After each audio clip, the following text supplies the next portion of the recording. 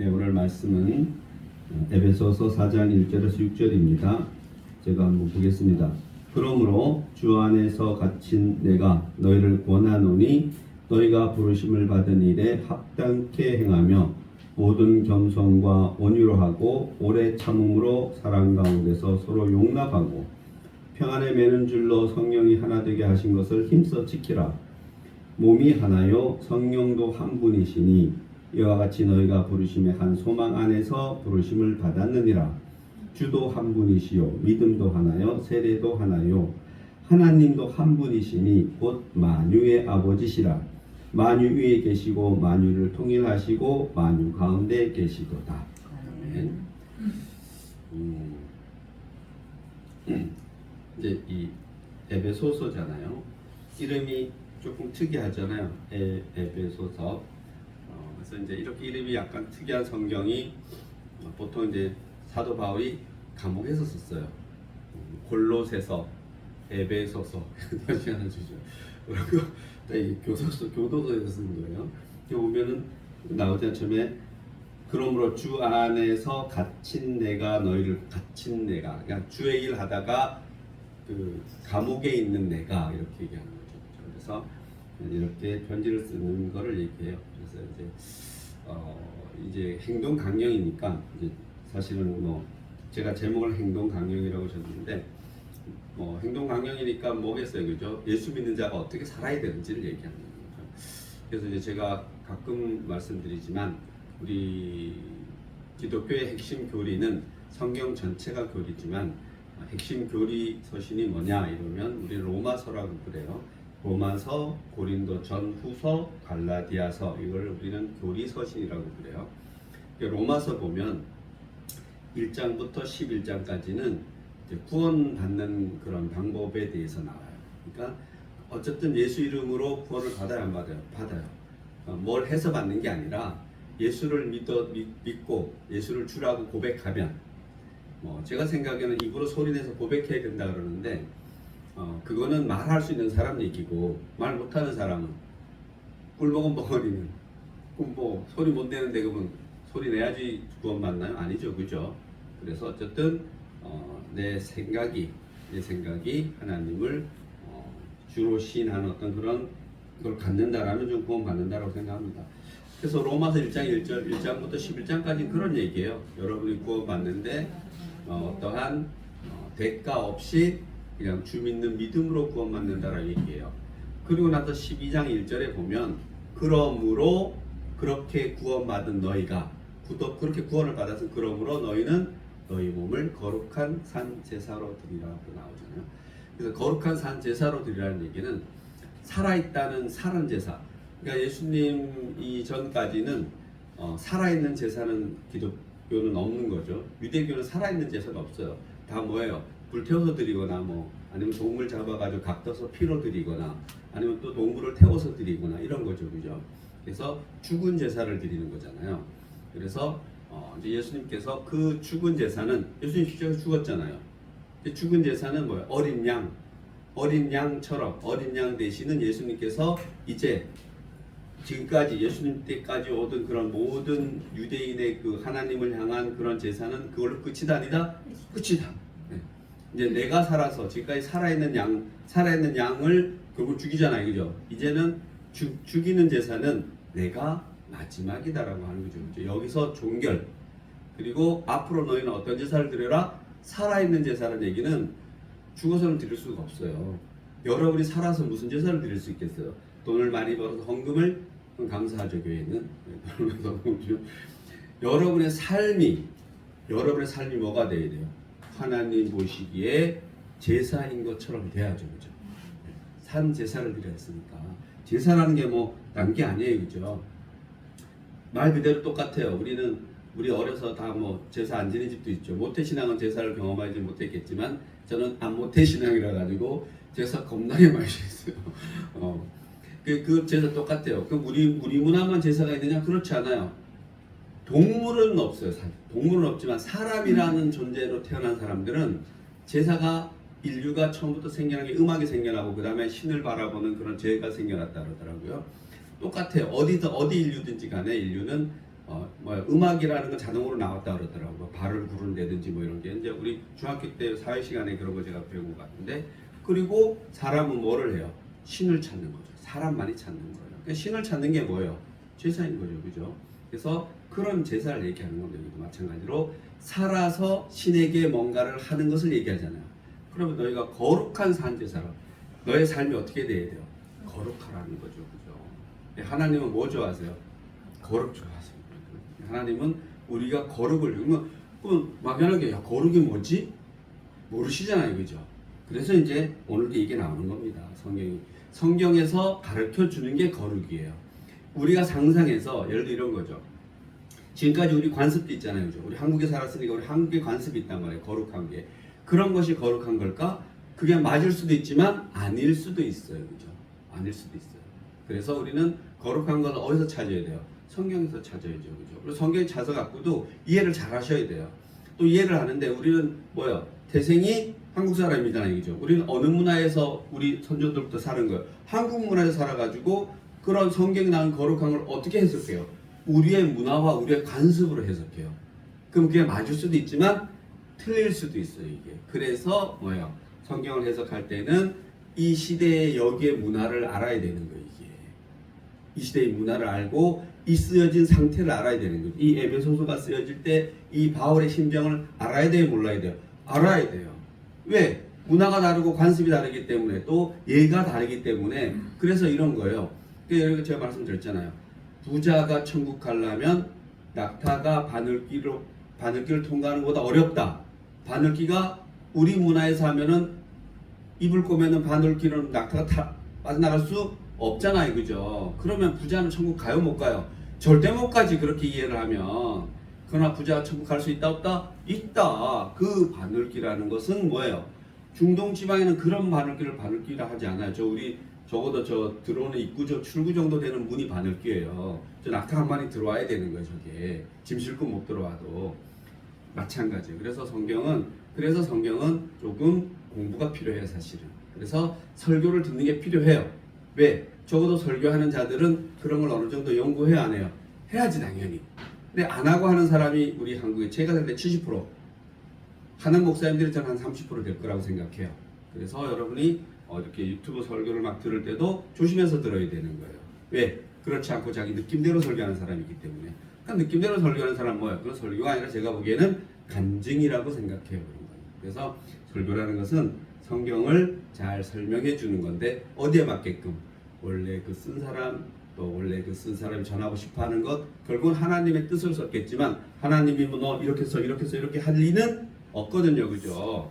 하나님은 그 시대에 어떤 사람, 즉 사도 바울이면 사도 바울이 가지고 있는 능력을 가지고, 사실 사도 바울이 에베소서 썼는데 이게 내가 이걸 쓴 다음에 한 300년 뒤에 이게 경전이 될 거야, 이걸 알았을까요, 몰랐을까요? 절대 몰랐어요. 그냥 여기 이 지방에다가 편지를 보낸 거야. 야, 너네 예수 믿으면 이렇게 살아야 돼 라고 보낸 거죠.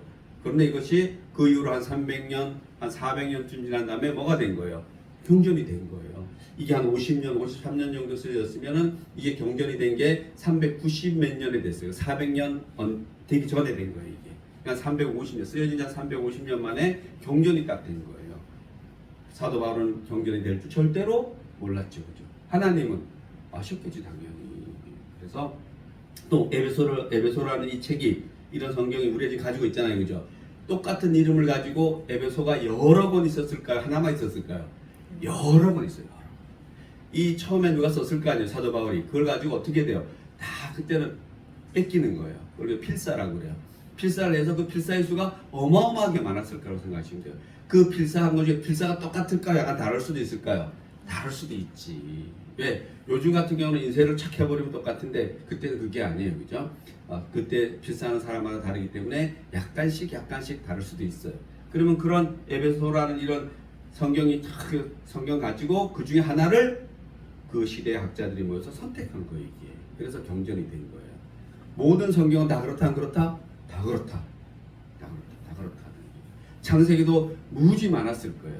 창세기라는 이름을 가지고 있는 사본들이. 그 중에 100년 되기 전에 99년쯤 돼서 그 시대의 학자들이 모여서 창세기, 그 수많은 창세기 중에 하나를 선택한 거예요. 어떻게? 의논해가지고 어느 것이 더 하나님 내용에 가까울까? 어느 것이 더 처음에 모세가 원래 저자한 데 가까울까? 그런 걸 봤겠죠. 그죠? 그래서 여러분이 우리 성경을 볼 때는 그런 기본적인 것을 가지고 봐야 된다는 거죠. 우리말로만 돼 있다 그래서 우리말로 내가 가지고 있는 내 상식으로 성경을 해석하면은 맞을 수도 있지만 틀릴 수도 있어요. 그래서 여러분이 설교도 들어야 되고 성경 공부도 해야 되고 그렇다라고 생각해요. 그리고 저희 교회는 아마 많이 돼 있을 거예요. 그래서 여기 얘기는 그 얘기예요.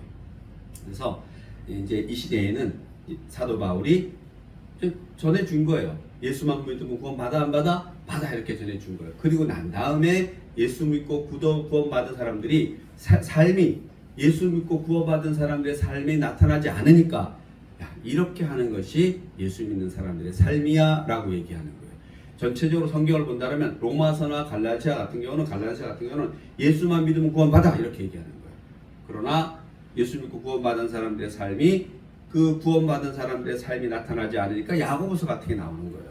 행함이 없는 믿음은 죽은 믿음이다라고 나오는 거예요. 그럼 예수 믿고 구원받은 사람은 행함이 어떻게 돼야 돼? 행함이 예수스러워야 돼 라고 얘기하는 거죠. 그죠? 그런 얘기를 오늘 하는 겁니다. 그래서 한번 뭔 얘기인지 제가 볼게요.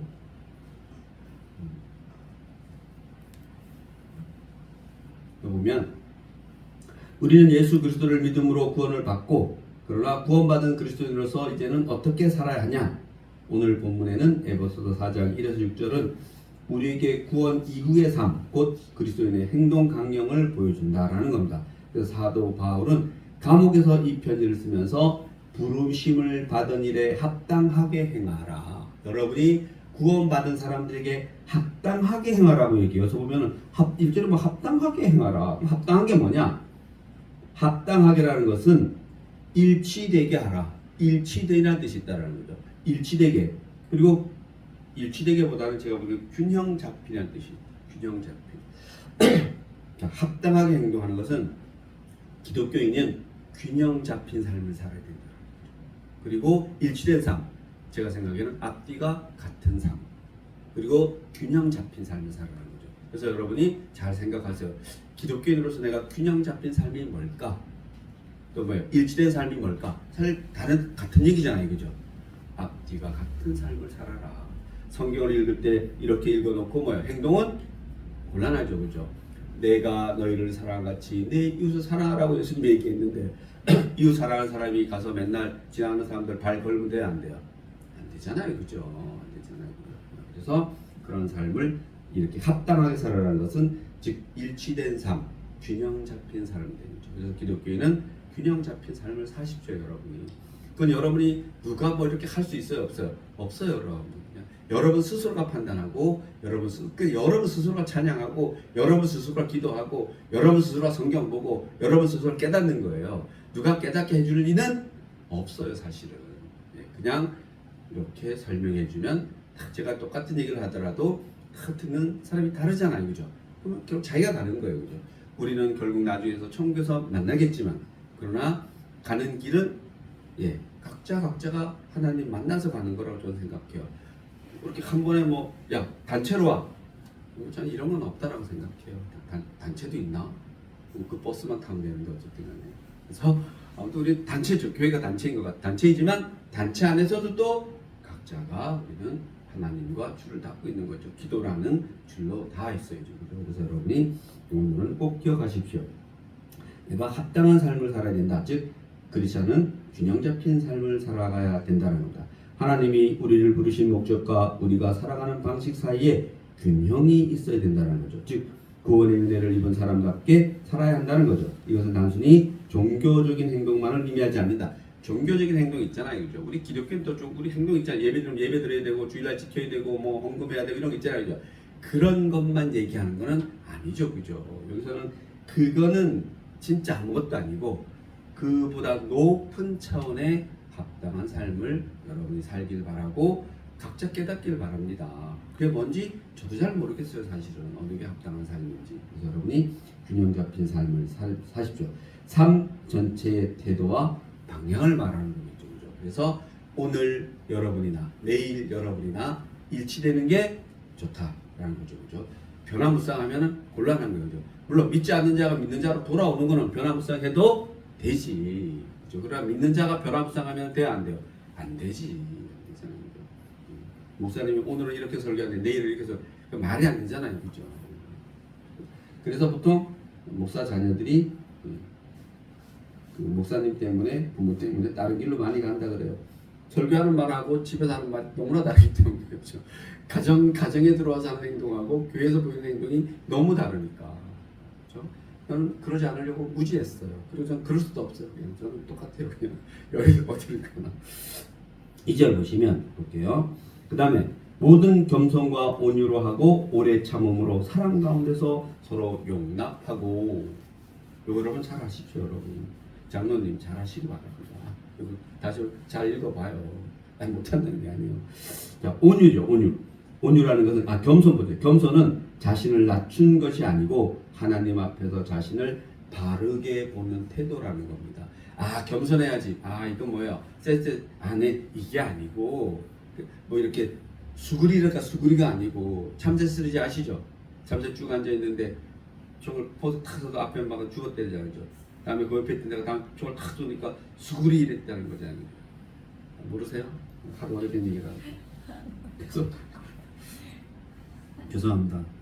근데 아재 개그도 많이 떨어져가지고 아무튼 그렇게 수그리는 게 아니고 겸손이라는 게 수그리는 게 아니라 하나님 앞에서 자신을 바르게 보는 태도.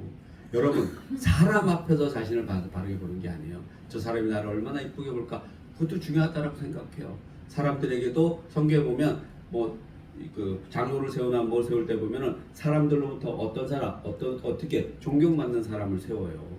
네. 우리 장로님 저는 나름 존경합니다. 나름 아니에요. 이렇게 얘기하거든요. 매우 존경합니다. 그래서 왜? 우리 같이 장로님직을 했기 때문에 그래서 상당히 중요하죠. 그래서 그러면은 사람에게 잘 보이는 게 그것도 중요하죠. 그죠? 그러나 결국적으로 겸손이라는 것은 하나님 앞에서 자신을 스스로가 바르게 봐요. 나는 하나님 앞에 바르게 설 수 있나? 나는 떳떳하지 정도면 그런 생각을 가질 필요가 없어요. 그죠? 떳떳할 수가 없잖아요. 그죠?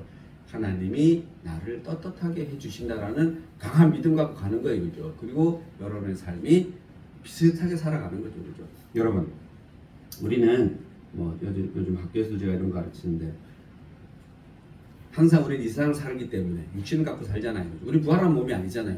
이 세상에 한쪽 발 담그고 살고 한쪽 발을 예수 믿는 순간 얻은 세상에 하나님 세상에 담그고 살잖아요. 그죠? 그러니까 여러분은 삐뚱삐뚱 거리면서 걸어가는 게 맞아요? 안 맞아요? 맞아요. 여러분이 만약에 우리 믿는 사람이 똑바로 걸어가는가 걷는 거 말고 이것도 하고 다리만 이렇게 돌고 다니지 말고 그러지 말고 또 걸어가는데 믿음 즉 하나님 나라를 향한 그 믿음과 이 세상의 삶이 같이 살아가는 게 아니라 그냥 샥 살아가 뭐든지 간에.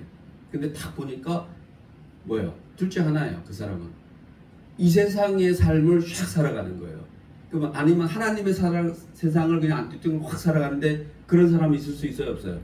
없어요. 이게 없잖아요. 성경을 보면 의인은 없나니 한 분도 안 계신대잖아요. 다른 말로 할까요? 의인은 없나니 한 놈도 안 계신다니까 없대잖아요. 그죠? 근데 그럴 수가 없죠. 그죠? 그래서 누가 이게 신앙인인데 이 사람은 진짜 맨날 그냥 쏜살같이 달려다녀. 이건 뭐예요? 한 쪽을 버린 거지. 어느 쪽을 버렸겠어요? 이 세상 하나님 걸 버린 거지. 이 세상만 쏜살같이 사는 거죠. 그죠? 그래서 늘 뭐예요? 적어도 믿음 생활을 한다면은 이 세상과 하나님 세상이 늘 부딪히는 거죠. 그래서 그게 정상이에요. 그래서 저는 우리 장로님이랑 얘기하지 않아요. 저 천안역에서 어떤 분하고 XX 막 이러는데 저 그때 생각해요. 속으로 그래 아직 힘이 세구나. 그런 거잖아요. 그죠? 그런 거. 틀렸다면 절대 아니에요. 그게 지극히 정상인 거죠. 그죠? 여러분 누가 뭐라 그러면 확 나잖아요. 그죠? 화나는 게 잘못인가요? 화 안 내면 그게 희한하다고 생각하시면 돼요. 내가 누가 아무리 욕을 해도 내가 화가 안 나. 둘 중 하나 아닐까? 내가 너무 쫄려가지고 화를 못 내든가 아니면 어디 잘못됐지. 화나야지. 화 안 나면 그게 희한한 거죠. 그죠? 자 이제 하나 갈게요. 예수님도 화 내신다 안 내신다? 내신다. 누가 아니라 그러면 얘기하세요. 정화 사건에서 예수님이 화를 보여주세요. 그리고 뭐 틈만 나면 뭐요 이놈의 새끼들 너들 그렇게 살면 안 되라고 얘기해요. 서기관들 니들 그렇게 살면 돼 안 돼? 이런 독사의 자식들아라고 훈계해요. 강하게 훈계해요. 사도 바울은 막 쌍욕해요. 그렇게 믿음을 그렇게 왜곡하면은 저주를 받을 것이라고 막 해요. 그죠? 당연히 왜 예수님도 뭐야 육신을 가졌잖아요. 그죠? 당연히 또 사도 바울 당연히 사람이죠. 그죠? 그래서 우리는 충분히 우리가 어떠한 것을 가지고 있는지, 즉 하나님 앞에서 정말 내가 올바른 태도를 가지고 있는지. 여러분 올바른 게 착한 게 아니에요. 그죠? 적어도 여러분이 이 세상 삶과 믿음의 삶을 같이 살아가고 있다는 것을 스스로가 깨달으면 된다라고 생각해요. 그래서 저는 그렇게 생각해요. 어느 순간에 만약에 하나님이 예하고 부르신다라면 어떻게 이 세상의 발을 빼야 돼요? 하나님 세상의 발을 빼야 돼요? 이 세상의 발을 그냥 미련 없이 빼버리는 거예요. 그냥 지진이 났다. 그게 뭐야? 말할 수 없이 바로 빼버리는 거예요. 그죠? 뭐 땅 꺼짐이 일어났다. 바로 빼버리는 거예요. 운전하다가 이거 부딪힐 것 같다. 그때는 바로 빼버리고 어디서 붙어야 돼요? 하나님 세상에 바짝 붙어야지. 이거는 제가 뭐 농담 같은 진담이지만 우리는 그걸 늘 준비하기 위해서 이 세상 살아가는 거죠. 이렇게 예배를 드리고 있는 거예요. 그죠? 언제든지 하나님이 부르면 어떻게 하려고? 이제 여기 있습니다라고 얘기하려고. 부르잖아요. 그죠? 선지자를 부르면 선지자가 뭐라 그래요? 여기 있습니다. 제가 여기 있습니다. 마찬가지죠. 그죠? 여러분이 늘 하나님이 부르시면 어디? 여기 있습니다. 그 얘기 뭐예요? 준비되어 있습니다. 그것이 삶이든지 죽음이든지 그게 어렵죠. 그죠? 어렵지만 뭐 땅이 꺼지고 이러는데 뭘 어려워요. 그죠? 뭐 핵이 날아올 일 없지만 서울 상공에 핵이 떴다. 핵폭탄이 날아온다니 뭐 해야 돼요? 물론 가서 싸워야지. 싸워야 되지만 그냥 속으로 뭐예요? 얼른 이 세상에 발을 빼고 가서 열심히 싸워야지. 그래서 들어오면 바로 가는 거죠. 그죠? 아무튼 여러분이 이 말씀도 잘 기억했으면 좋겠습니다. 겸손은 그런 거예요. 나를 다뤄보는 태도, 하나님 앞에서. 온유는 뭐냐? 성품의 부드러움. 그러나 연약함이 아니라 힘을 절제하는 것. 온유라는 것은 내가 힘 없어서 아까처럼 쪼는 게 아니고 힘이 있음에도 불구하고 뭐예요? 내가 이해해주고 용서해준 게 온유랍니다. 오래 참음, 다른 사람의 부족함과 실수를 인내로 품어주는 것. 이러한 성품들은 모두 공동체 안에서 실천될 때 진가가 드러난다. 우리 공동체는 당연하지만 공동체를 넘어서 외부에도 그런 것이 보여줘야 돼, 안 줘야 돼요? 보여줘야죠. 그죠? 보여줘야죠. 뭐 이쪽 밥을 때리면 이쪽 밥을 맞으라 비유지만 내가 너를 사랑하지 내 이웃을 사랑하잖아요. 그것이 우리 공동체 이웃만 얘기하는 게 아니잖아요. 그죠?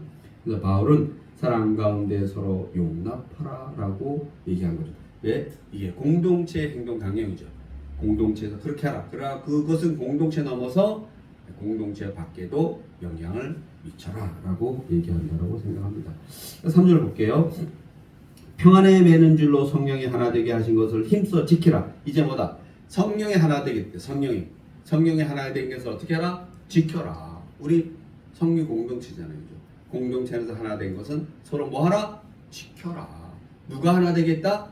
성령이 하나 되겠다. 성령. 즉 다시 말하면 예수님이 하나 되게 했으니까 성령 공동체 안에서 그 하나 되게 하신 것을 지켜라. 결국은 분란을 일으키지 말라라는 거죠. 좀 이해하고 앞에 거 하시면 돼요. 그죠? 2절을 하시면은 3절은 지켜줘요, 안 지켜줘요? 지켜지는 거죠. 그죠? 그런 얘기를 하고 있는 겁니다. 성령께서 우리를 하나 되게 하셨다는 거죠. 그래서 우리의 역할은 그 하나됨을 지키는 것이다. 교회의 분열, 또 사람 간의 분열 이런 것은 안 된다는 거예요. 근데 하나 더 있어요. 지키는데 그냥 지켜주면 어떻게 지켜라? 힘써 지켜라. 여러분, 속으로 한번 해볼게요. 힘써 지켜라. 누가? 여러분이 지키세요. 여러분이.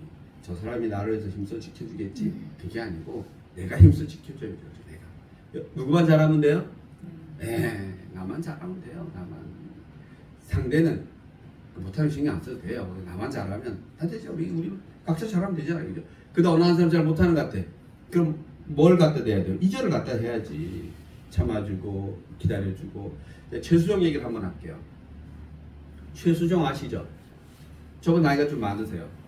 그렇게 동안이라도. 이만기가 저분 나이가 많은데 이만기보다도 많더라고요. 한 살이. 그러니까 저보다 한 4살 많은 것 같아요. 그래서 근데 장로님이세요.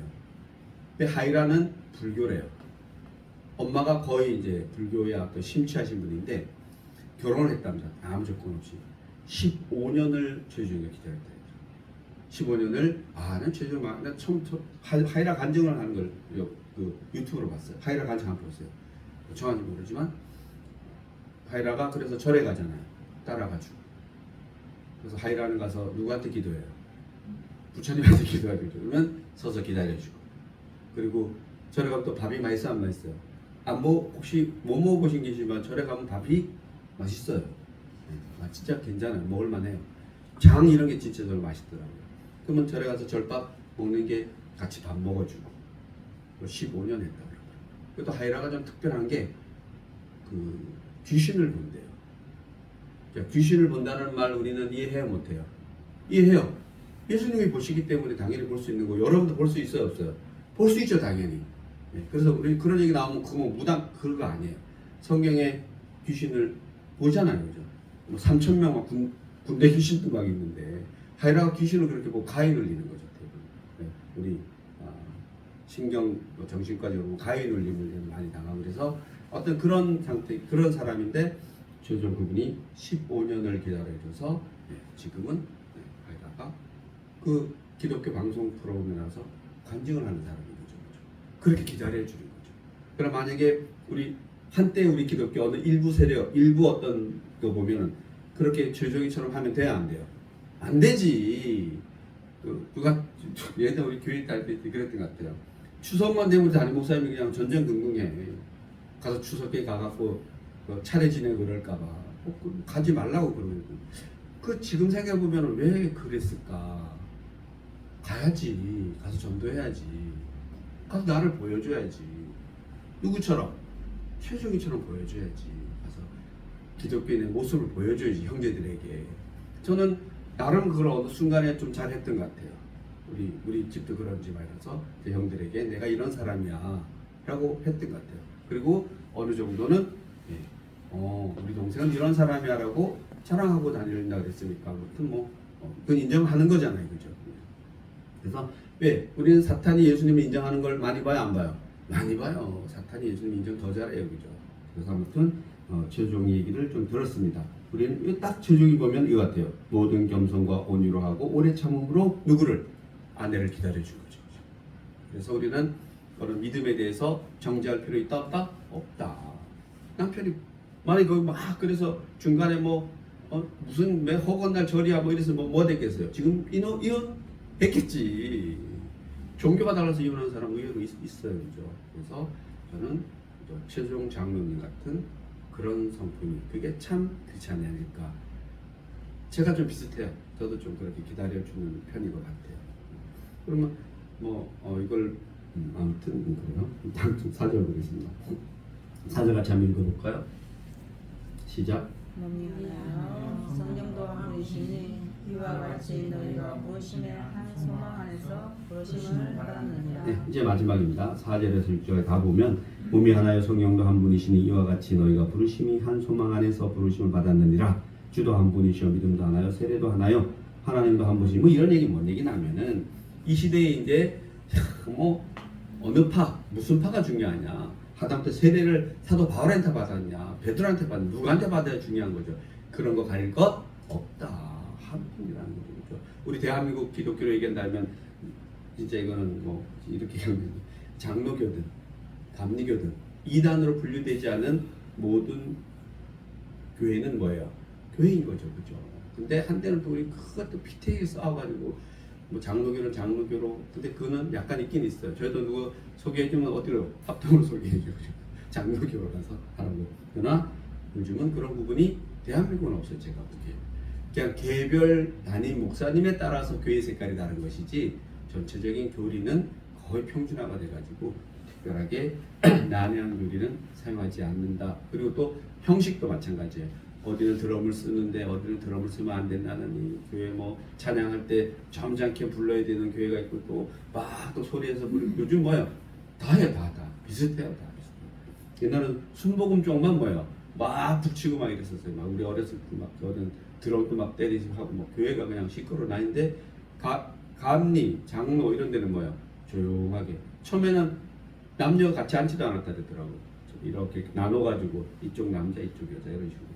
요즘 그런 거 없어요, 그죠? 그래서 사도 바울은 7가지를 나열하며 우리가 하나 될 수밖에 없는 것을 설명하는데 하나의 몸이요, 하나의 성령이요, 하나의 소망이요, 한 분의 주, 하나의 믿음이고 세례가 하나고 결국은 하나님이 한 분이시다 이렇게 얘기합니다. 우리는 다르지만 이 근본이 같기 때문에 분열이 아니라 일치로 나가야 된다. 이거는 우리 교회뿐만이 아니라 한국교회 전체가 세계교회 전체가 하나다 아니다? 하나다 이렇게 얘기합니다. 그래서 그리스도인의 행동 강령은 단순한 도덕적 기준이 아니다. 꼭 기억하십시오. 기독교의 행동 강령은 우리가 전통적으로 가지온 착하게 살고 있는 도덕적 기준은 절대 아니에요. 그건 뭘까? 성경적 기준이에요. 그럼 성경을 잘 아셔야죠, 그죠? 그래서 성경 잘 모르면 이렇게 하십시오. 내가 너희를 사랑같이 너희도 내 이웃을 사랑하라. 그게 뭐예요? 예수님의 절대 강령인 거죠. 내가 너 율법을 강화시켜 주겠다. 그래서 지금까지 너희가 기독교는 사랑이다, 사랑이잖아요, 그죠? 그러나 나는 내가 너희를 사랑같이. 그러면 그게 엄청 큰 의미가 들어가 있어요. 예수님을 어떻게 사랑하신 거예요? 그 아까 얘기했잖아요, 그죠? 그 죽은 제사를 드리는 걸 내가 끝낸다, 안 끝낸다? 끝낸다. 누구를 위해서? 너희를 위해서. 그래서 내가 내 몸을 드린다, 안 드린다? 드린다. 내가 내 몸을 들여서 너희를 사랑한 것 같이 너희도 내 이웃을 어떻게 사랑하라고? 내 몸을 들여서 사랑하라고. 그런 식으로. 그렇게 해서 그것이 너의 뭐다? 거룩한 산 제사라고 이야기하고 있는 겁니다. 그래서 여러분이 이제 무겁게 받아들이시는 거예요. 무겁게 받아들이시고 무겁게 깨달으시고 또 이 세상의 삶은 가볍게 사세요. 즐겁게. 하루하루 여러분의 삶이 즐거워야 된다고 저는 생각합니다. 누구 안에서? 성령 안에서. 성령과 함께. 근데 내가 내 아내를 잘 봐봐. 나는 즐거운데 아내가 뭔가 미심쩍어. 그게 뭐예요? 한 번쯤 뒤돌아봐야 되죠. 그런 거 있잖아요. 그죠? 나는 즐거운데 이 세상적이잖아요. 즐거운데 내 믿음 안에 뭐 한편에 뭐 부딪혀. 그럼 뭐예요? 절충을 잘 하셔야 되죠. 나를 끌어내버릴 순 없어요. 제가 보기에는 절충을 잘하는 거지. 절충 잘하는. 그래서 이제 정리 한번 더 합니다. 그래서 도덕적이 절대 아니고 그것은 구원받은 자로서의 정체성을 따라 살아가는 삶이다. 하나님은 우리를 불러주셨고 그 부르심에 합당하게 살아가기를 원하신다랍니다. 겸손, 온유, 오래 참음, 사랑, 하나됨 이것이 우리의 행동 강령이라는 겁니다. 이같이 이 길이 쉽지는 않지만 주님이 우리와 함께 하시는 길이라고 성경은 이야기하고 있습니다. 기도하시겠습니다. 하나님 감사합니다. 오늘 또 거룩한 말씀 깨닫게 하시니 감사합니다. 이 깨달음이 우리의 삶이 되게 하시옵소서.